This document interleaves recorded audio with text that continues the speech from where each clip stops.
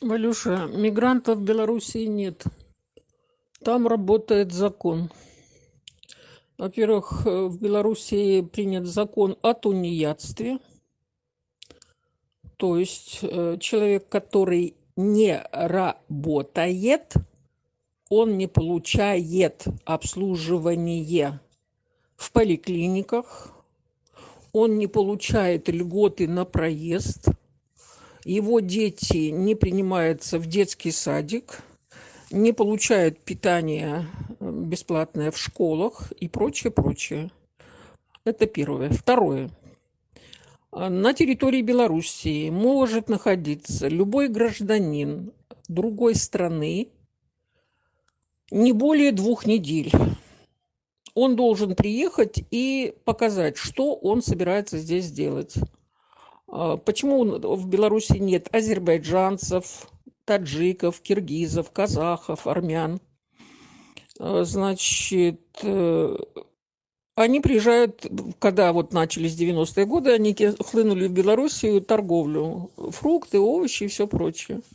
Значит, он имеет право продавать фрукты, овощи, орехи, зелень, все что угодно на 18% дороже государственной цены.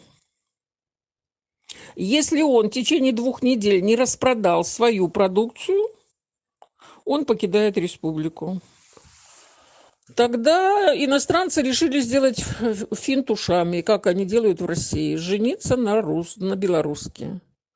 Лукашенко сказал: я не против любви, я за любовь, я понимаю, что такое любовь. Пожалуйста, женитесь, но гражданство Белоруссии можно получить спустя 7 лет. Если ты в зарегистрированном браке с белорусской, и у тебя рождено 2 детей.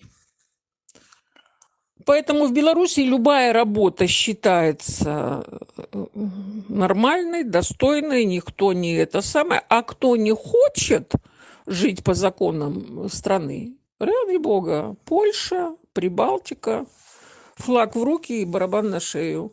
Когда белорусы простучали ситуацию и ездили на заработки, допустим, $2000 в Белоруссии по ценам Белоруссии и $2000 в Москве по ценам Москвы, это, как говорится, 2 большие разницы. Ну, Лукашенко очень быстро это дело пресек. Он издал закон о тунеядствах.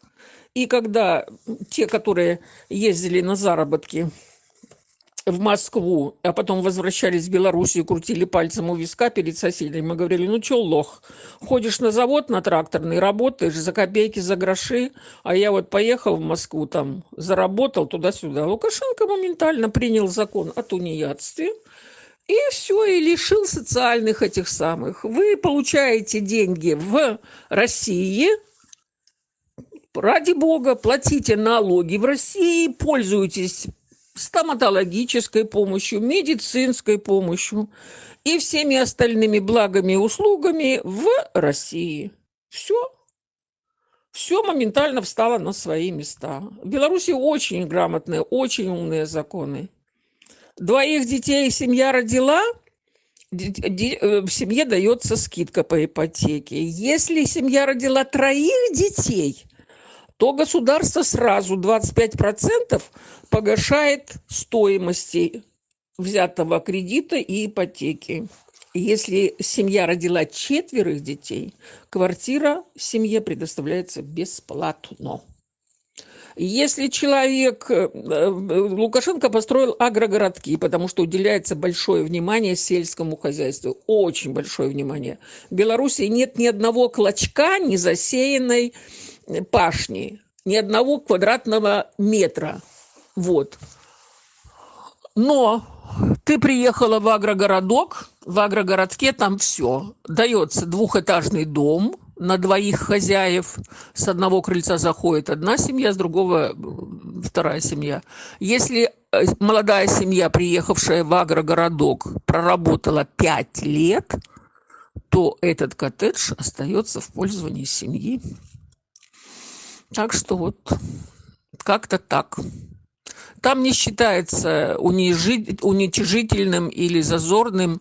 У них, они медицину подняли на очень высокий уровень. Вся Прибалтика, вся Польша, Чехия, все эти самые ездят в Белоруссию на стоматологические услуги, на эндопротезирование, онкология, эндокринология.